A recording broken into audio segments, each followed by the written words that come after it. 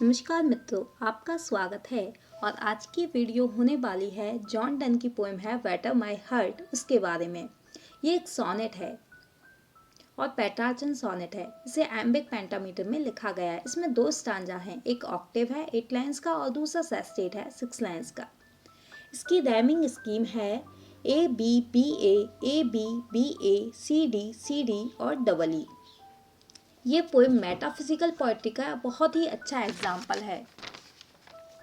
इस पोएम में एपोस्ट्रोफी का यूज़ किया गया है और गॉड को एड्रेस किया गया है।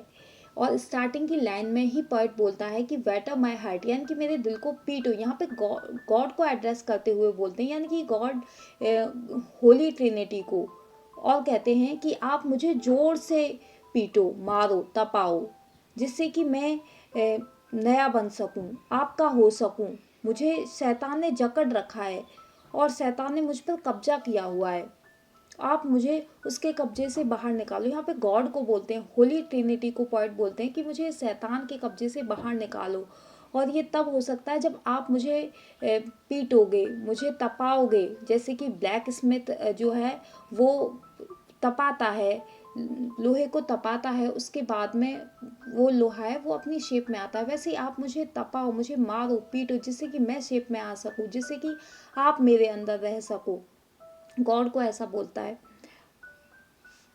और पॉइंट यहाँ पे गॉड को बोलता है कि आप मुझ पर आप कब्जा कर लो, जिससे कि आप मेरे दिल के अंदर रह सको और जिससे कि आप मुझे बुराइयों से बचा सको, उन बुराइयों से मुझे मुक्त कर सको। चलिए आप पोएम का लाइन टू लाइन मीनिंग देख लेते हैं।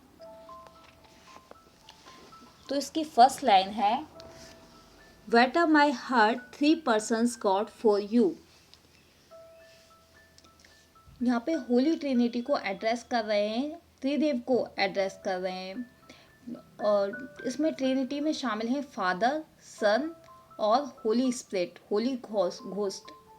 और बोलते हैं कि हे पर्सन, यानी कि 3 persons god, batter my heart, मेरे हर्ट को पीटो। जैसे कि ब्लैक स्मिथ लोहे को पीटता है, तपाता है, तब जाके कहीं उसे अच्छी शेप मिलती है। तो आप मुझे जोर से पीटो। सेकंड लाइन है, as yet but knock breathe shine and seek to mend. यानी कि अब तक आप धीरे धीरे नॉक कर रहे थे मुझे। धीरे धीरे नॉक करने का मतलब आप मुझे धीरे धीरे मार रहे थे, धीरे धीरे हवा दे रहे थे, धीरे धीरे तपा रहे थे ताकि मेरी मरम्मत हो जाए। आप अभी तक मुझे धीरे धीरे नॉक कर रहे थे, ब्रीथ हवा दे रहे थे, शाइन तपा रहे थे, एंड सीक टू मेंड, जिससे कि मेरी मरम्मत हो जाए। मेंड का मतलब है मरम्मत, मरम्मत हो जाए, जिससे कि मेरी मरम्मत हो जाए। That I may rise and stand, over through me and bend, यानी कि जिससे कि मेरा उत्थान हो सके। That I may rise and stand, rise का मतलब है यहाँ उत्थान हो सके, कि आप मुझे धीरे धीरे मार रहे थे, तपा रहे थे, हवा दे रहे थे, जिससे कि मेरा उत्थान हो सके, जिससे कि मैं उन्नति कर सकूँ। That I may rise and stand, overthrow me and bend. यहाँ पे बोलते हैं कि मुझे उखाड़ कर फेंक दो, ओवर थ्रो मी, यानी कि मुझे उखाड़ कर फेंक दो। यहाँ पे पैराडॉक्स का यूज़ किया गया है, क्योंकि उसे वो बोलते हैं कि मुझे उखाड़ कर फेंक दो, यानी कि मुझे न्यू बनाने के लिए आप मुझे उखाड़ कर फेंक दो। तो यहाँ पैराडॉक्स का यूज़ किया गया है। नेक्स्ट लाइन है, you force to break, blow, burn and make me new, यानी कि आप अपनी पूरी ताकत लगा दो ताकि मैं टूट जाऊं, और ताकि मैं टूट जाऊं, मुझ में हवा फूंको और मैं जल जाऊं। वो बोलते हैं ईश्वर को कि हे ईश्वर, आप अपनी पूरी ताकत लगा दो। यूर फोर्स टू, एंड ये वाली लाइन है ना, ये जो थर्ड लाइन है, एंड बेंड, ये यहाँ से स्टार्ट है और यहाँ से ये पूरी लाइन है। And bend you force to break, यानी कि आप पूरी ताकत लगा दो ताकि मैं टूट जाऊं। ठीक है, आप मुझ में हवा फूको, मैं जल जाऊं, आप पूरी ताकत लगा दो। एंड मेक मी न्यू, और मुझे नया बना दो। वो ऐसा गॉड को बोलते हैं। आई लाइक एन अनजब टाउन टू अनदर ड्यू, यहाँ पे आई लाइक एन अनजब टाउन, यानी कि लाइक का यूज़ हुआ है, यानी कि सिमली है, यहाँ पे सिमली फिगर ऑफ स्पीच का यूज़ किया गया है। यहाँ पे बोलते हैं कि मैं उस टाउन की तरह हूँ जिस पर किसी ने कब्जा कर लिया हो।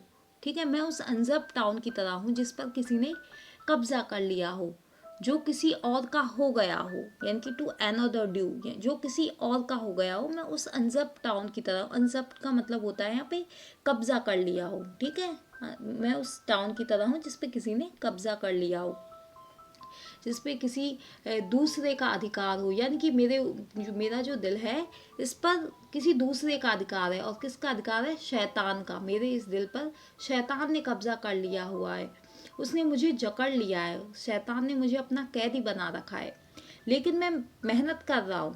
नेक्स्ट लाइन है, लेवर to admit you but oh to no end, यानी कि लेवर, यानी कि मैं मेहनत कर रहा हूँ ताकि आपको मेरे अंदर जगह दे सकूं, आप मेरे अंदर आ सको, लेकिन मुझे लगता है ये सब व्यर्थ है और इसका कोई फायदा नहीं है। मैं मेहनत कर रहा हूँ ताकि आपको जगह दे सकूं मेरे अंदर, आप मेरे अंदर रह सको, लेकिन इन सब का कोई फायदा नहीं है, ये सब व्यर्थ है।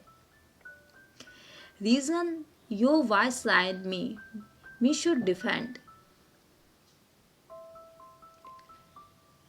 आपने जो मुझे रीज़न दिया था, रीज़न का मतलब यहाँ है सोचने समझने की शक्ति दी थी आपने।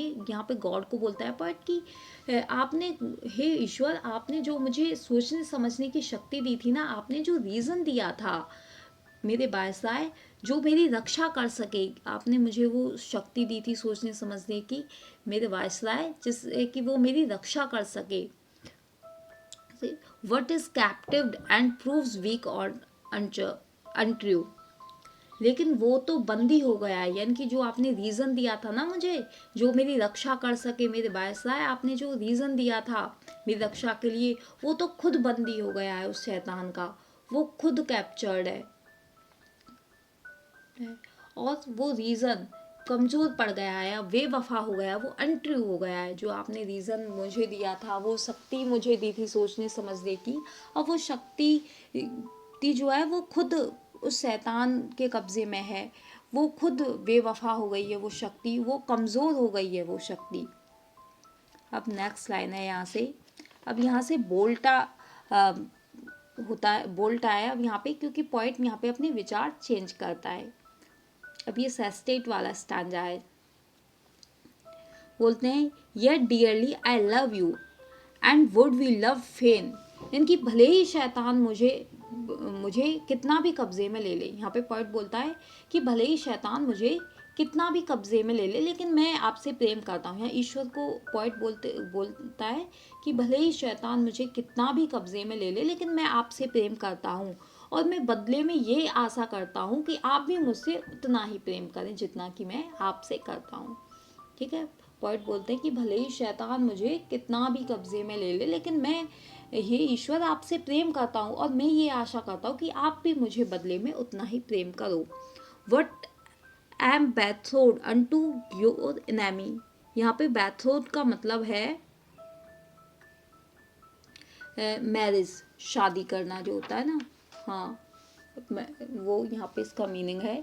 लेकिन मैंने तो शैतान से शादी कर ली है, टू जो आपका जो दुश्मन है शैतान, मैंने तो उससे शादी कर रखी है, कि उससे तो मेरा कनेक्शन है उस शैतान से, तो वो मेरे अंदर से जाता ही नहीं है, मैंने तो उस शैतान से शादी कर ली है। डिवोर्स मी अनटाई और ब्रेक दैट नॉट अगेन, लेकिन मुझे उस संबंध को तोड़ना है, मुझे उस संबंध से डिवोर्स चाहिए, उस शैतान से जो मेरा संबंध है, मुझे उस संबंध से डिवोर्स चाहिए, मुझे वो रिश्ता तोड़ना है। अनटाई, मुझे वो रिश्ता खोलना है। And break that knot again, और वो जो गांठ है ना हमारे रिश्ते की, मेरी और शैतान का जो रिश्ता है वो बन चुका है, मुझे उस गांठ को खोलना है। आप वो गांठ खोलोगे, आप मुझे मुक्त करोगे उस शैतान के बंधन से, तो आपको वो गांठ खोलनी है, आपको मुझे डाइवोर्स लेना है उस शैतान से, मुझे वो गांठ खोलनी है, और मुझे मुक्त होना है उस शैतान के कब्जे से, जिसके शैतान ने मुझ पे कब्जा किया हुआ है। नेक्स्ट लाइन है, take me to you imprison me for I, take me to you, कि मुझे अपने पास बुला लो आप। ईश्वर को बोलता है, हे ईश्वर, मुझे आप अपने पास बुला लो, इम्प्रिजन मी, मुझे मुक्त करो, for I accept you enthrall me, never shall we free. मुझे आप अपना गुलाम बना लो। यहाँ पे एक्सेप्ट, ये इस लाइन का मीनिंग है except you enthrall me, never shall we free, यानी कि आप मुझे अपना गुलाम बना लो जिससे कि मैं मुक्त हो सकूं। हे ईश्वर, यानी कि आप मुझे अपना गुलाम बना लो। यहाँ पे बोलते हैं कि मुझे आप अपना गुलाम बना लो जिससे कि कोई और मुझ पे कब्जा ना कर सके, कोई और मुझे अपना गुलाम ना बना सके, इसलिए आप मुझे अपना गुलाम बना लो और और मैं आपसे कभी भी मुक्त ना हो पाऊँ। आप मुझे अपना ऐसा गुलाम बना लो कि मैं आपसे कभी भी मुक्त ना हो पाऊँ। मुझे आप अपनी कैद में ले लो, आप अपने कब्जे में ले लो, और शैतान से मेरा जो कब्जा है ना, उसे, उस गांठ को खोलो। आप शैतान से जो कब्जा है उसे ख़त्म करो। वो जो रिश्ता है शैतान का मेरे से, उस रिश्ते को आप ख़त्म करो। Nor ever chaste except you ravish me, हे ईश्वर, मैं तब तक पवित्र नहीं हो पाऊंगा। चेस्ट का मतलब होता है प्योर, पवित्र, यानी कि मैं तब तक पवित्र नहीं हो पाऊंगा जब तक आप मुझसे संबंध नहीं बना लेते हैं। रैविश का मतलब होता है रेप, यानी कि तब तक आप मुझसे संबंध नहीं बना लेते, मुझसे इमोशनली, फिजिकली संबंध नहीं बना लेते हैं, तब तक मैं पवित्र नहीं हो पाऊंगा। हे ईश्वर, इसलिए आप मेरे दिल में आओ, मुझे मारो, पीटो और मुझे न्यू बना दो, बिल्कुल बिल्कुल नया बना दो आप। जब तक, जैसे कि ब्लैक स्मिथ जब तक लोहे को तपाता नहीं है, उसे पीटता नहीं है, तब तक वो अपनी शेप में नहीं आता, अपनी परफेक्ट शेप में नहीं आ पाता। वैसे ही आप मुझे तपाओ, आप मुझे पीटो, आप मुझे मारो, जिससे कि मैं अपनी परफेक्ट शेप में आ सकूं। यहाँ पे पॉइंट ये बोलता है। और तो यहाँ पे ये जो पोएम है वो कंप्लीट होती है। एंड आई होप कि आपको पोएम अच्छी लगी होगी, आपको पोएम समझ में आई होगी। और अब मिलते हैं नेक्स्ट वीडियो में।